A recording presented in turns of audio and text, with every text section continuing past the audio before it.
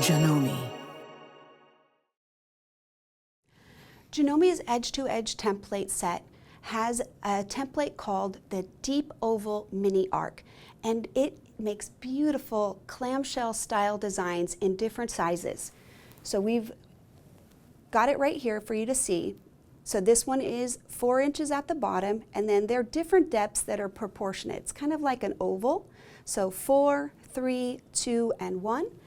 Typically, if I'm going to sew with this design, I need some reference line on the bottom of the design, and I would normally build up. So if I'm going to do clamshells, I would build from the bottom up. And this also makes great border designs. In order to do that, just on my fabric, I'm just going to make a few lines.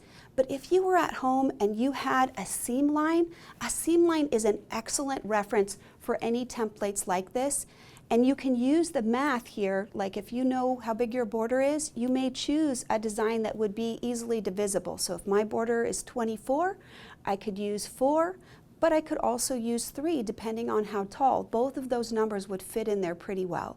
So I'm just going to show you a couple of markings. We're going to go over one border treatment and one edge-to-edge design with this template. So here I'll just make the reference line on the bottom. This part here will be our clamshell, and I'll kind of just put a little edge on the side for us to start with. Okay, so over here, this is 3 inches, but we'll just use this as the border treatment on the bottom, and we'll build the border right into that space. Okay, so right in here we'll put this border, and this will be the bottom of the border, and the design will be facing up this way. Okay? All right, let's get quilting. So we've done the marking to get ready for the next set of designs. This is using this deep oval clamshell. You can see there's our Janome logo. You can see that it's a little bit taller. It's not like a traditional clamshell, so it's not really half of a circle. It's more of an oval shape. And we've got the 1 inch size, a 2, a 3, and a 4. So just to start out with, I'm going to go ahead and do the basic clamshell, and I'm going to use the 3 inch size. This will let you see some of the different sizes, see what they look like and how big they are. We'll do this basic stacked clamshell with the 3 inch size, and then when we do the border, we'll do the border with the 4 and the 2, and that'll give us some flexibility to create some different interest in the design. So if I was working on a clamshell, you can see that I've got just the edge right here. This could be your seam line, right? It doesn't have to be a chalk mark or anything like that. You could just use an existing seam and you could build from the quilt. But if you were on the very bottom edge of your quilt, I'll give you an example. Like let's say that this was the bottom, I would make a reference line. Like even if it was in your batting, you want a straight line so that as you build up that you've got a reference visual so that you can keep going. All right, so when I start, I'm going to actually start in this corner. And again, we said we're going to do the 3 inch, so I would line up the foot right there. The line that is right along the bottom there, that is the needle reference line. So when the foot is there, the needle will be aligned on this white line. And then this is the center line of that clamshell. And the reason we need that is when we stack up the next row, the center line will stack right at the juncture of the 2 below. And that'll make more sense once I show you, once we actually start stitching. But we're going to use this to line up each offset as we go. Okay, so I'm going to pick up my needle and thread right here and set my needle in place.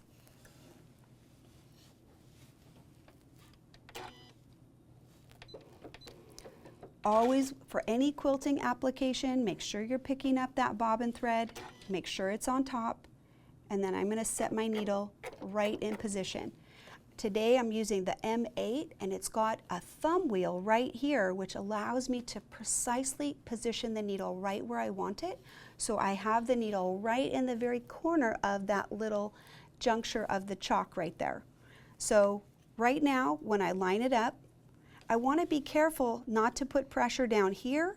We want to make sure we're holding up in the clamshell. That prevents this from sticking to the bed of the machine. So I'm going to hold right here. I'm going to turn it so you can get a better look at this alignment. I want it more forward so that you can see what we're doing. Here's the white line. Even this little tip is aligned with this white line. So I think maybe my needle position's a little low. So I'm going to get it lined up better. Right there. Okay, so there's my needle position, and I'm lined up right on the chalk, holding the stable tape. And notice that both hands are going to move the fabric sandwich backwards a little. Okay.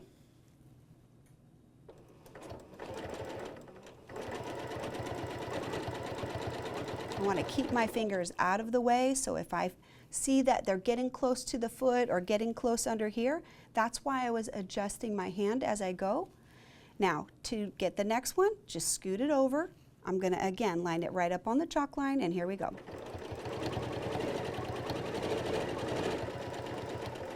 So right here, you can see my fingers are close under the accurate stitch regulator. So I want to move them out of the way a little bit so that I can stitch down to the bottom, but I'm still activating those grips. Okay. Always let the needle finish, and then you can move to the next position. So here we go, we'll do this last one.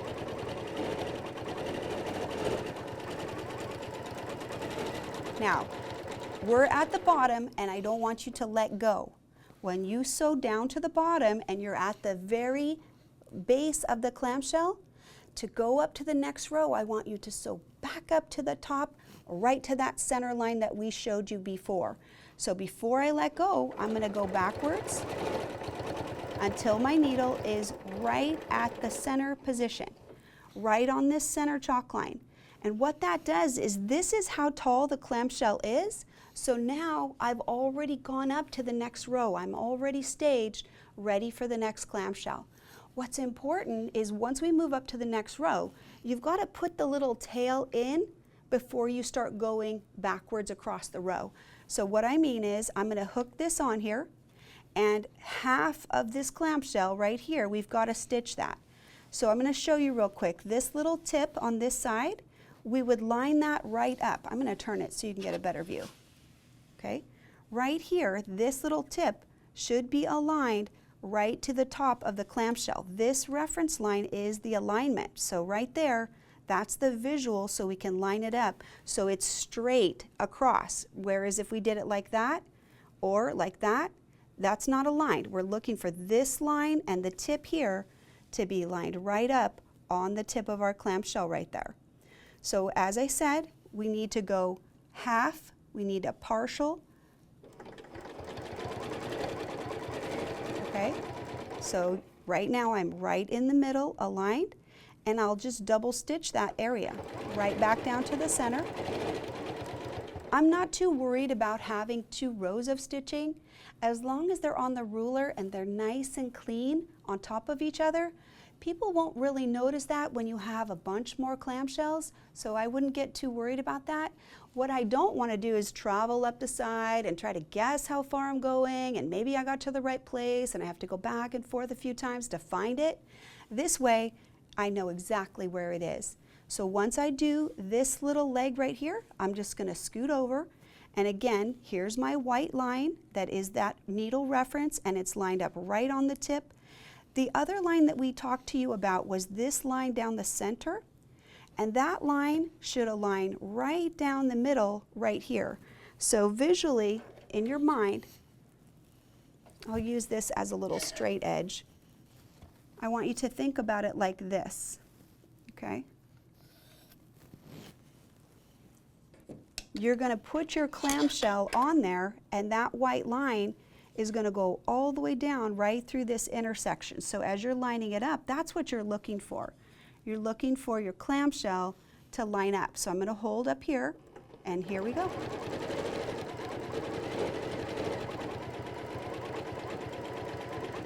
Okay. Stop when you get to the clamshell. You might need to look in there and look down in the foot and make sure your needle's right there.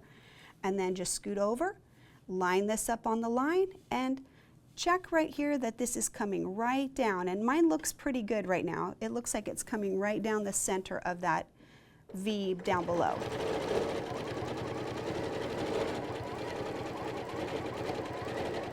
All right, now we're on the last one, right? We have a little gap right here.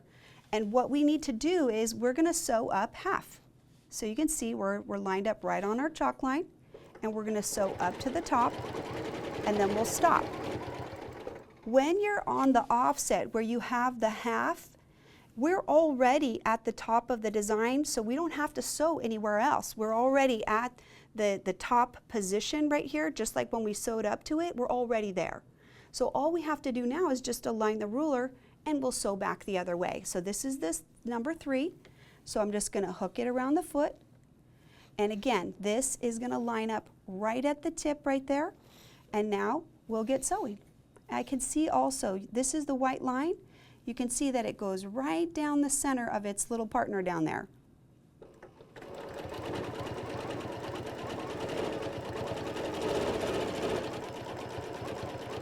Okay, and I'm checking, you know, maybe one more stitch so that there's not a gap. And then we'll scoot over and we'll line up the next one, and we'll do the next clamshell.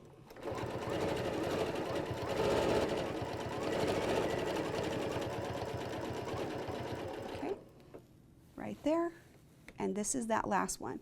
And we'll be able to connect it right to its partner and finish the design. So I'm going to just scoot this out of the way a little bit so that you can see better.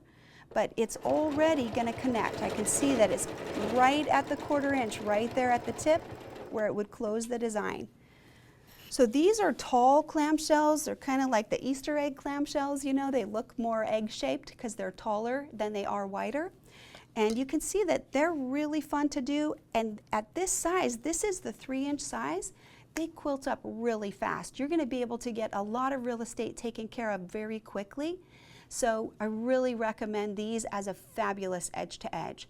So I'm going to tie this off, and then I'm going to show you a quick border that you can use with these that looks pretty spectacular as well.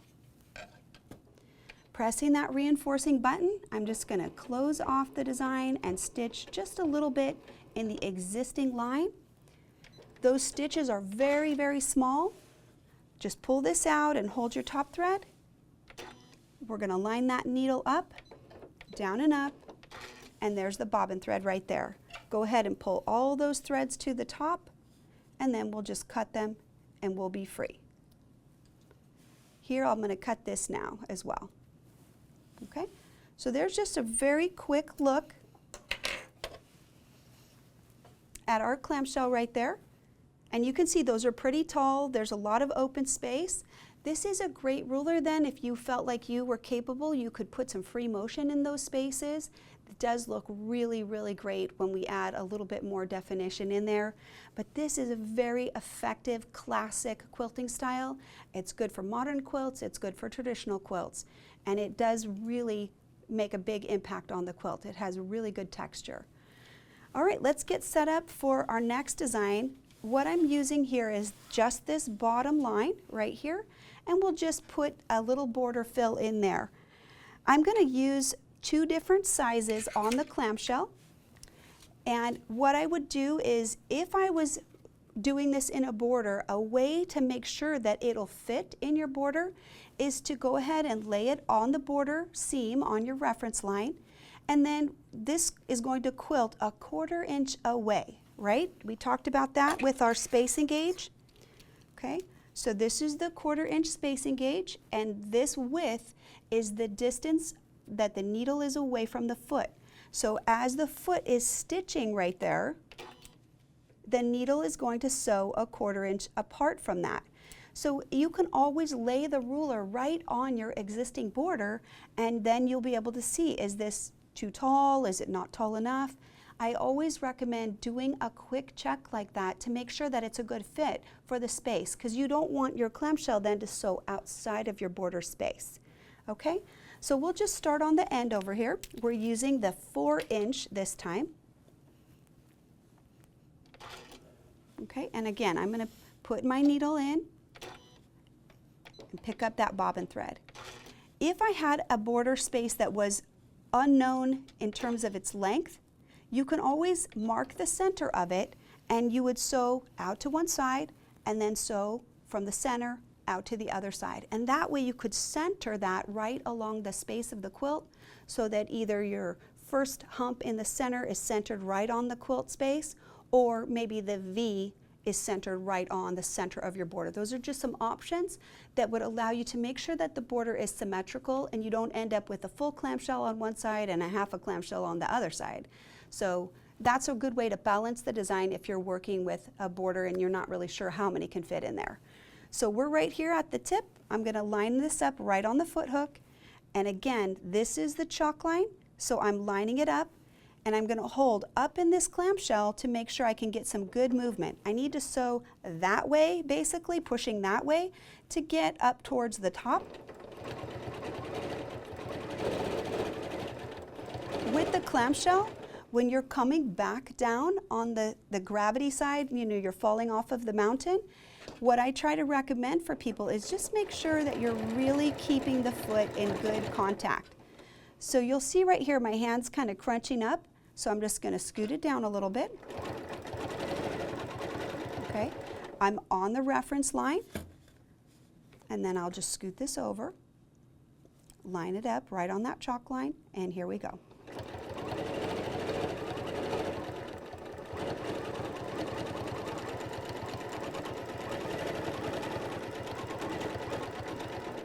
When you listen to the sound of the machine, it's very smooth, and that is an indication that your movement is very smooth. If you were moving fast and slow, the accurate stitch regulator would sound a little different because it's going to speed up to catch up to you and slow down.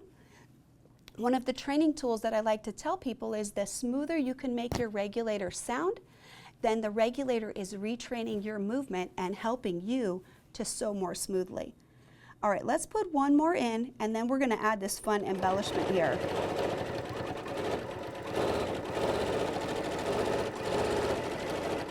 I'm going to put my hand back here and hold,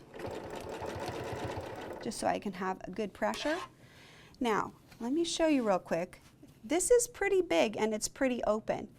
If we go ahead and we go back again, we can use this too, and we should be able to fit 2 little humps in there, right? So we'll line that up, and here we go.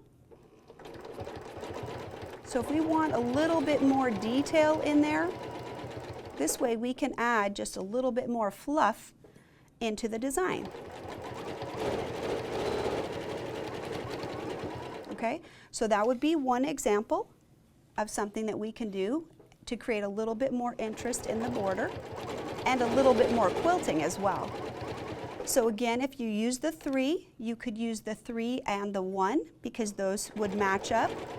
The 2 isn't a good fit, but if you use the 3, we have that other back-to-back ruler that you could use, and it has that clamshell. So you could do this with this right here, and then you could use that 1.5 to put some little details in there.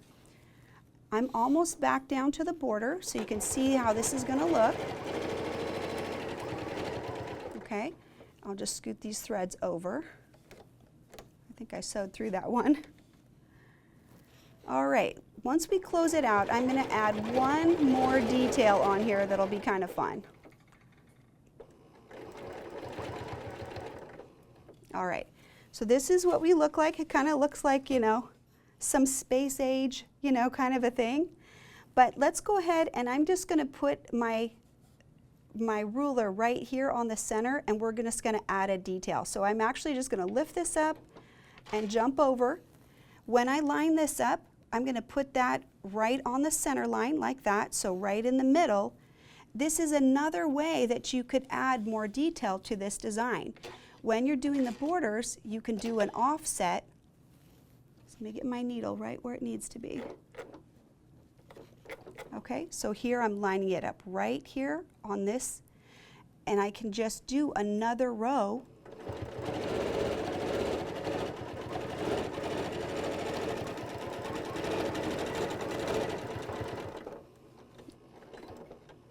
Okay, then just scoot it over, and you'll see I'm lined right up on this position where I need to be, and I'm right in the center. And then this adds just a little bit more quilting definition. So as my hand gets over here, I'm going to adjust my hand position so I still have good control. In here, I can add my fingers right on top of that stable tape and move my other fingers out of the way. So I'm just going to tie this off real quick. Okay, so needle up, and then just hold that and line it right back up, needle down and up, and there's my bobbin thread right there, and I'll cut that.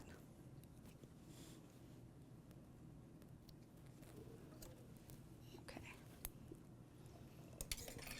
So this was the deep oval mini arc from Janome, and this is in the edge to edge set. So we've shown you a cute border design that you can do that is looking really effective, and you can do either just the offsets, 2 rows, or you can add the minis and maybe put some little curls in the bottom if you want to. You can personalize that design as much as you need. One of the things I like with the rulers is they add that defining shape, and then if I have, you know, wonky swirls in there, well, then the shape is still defined. It helps us if we have some free motion that's not perfect, we can still add that in and make that look really rich and fun. And then this was the clamshell that we did, and this is a really fabulous and quick all over design that could be done very, very effectively, and you can quilt it up really quick, right? It's not not very complicated. There's not hardly any lines to do, just the bottom reference, and it'll quilt up really fast. So I hope you enjoyed these designs. Go quilt something awesome. Have a great day.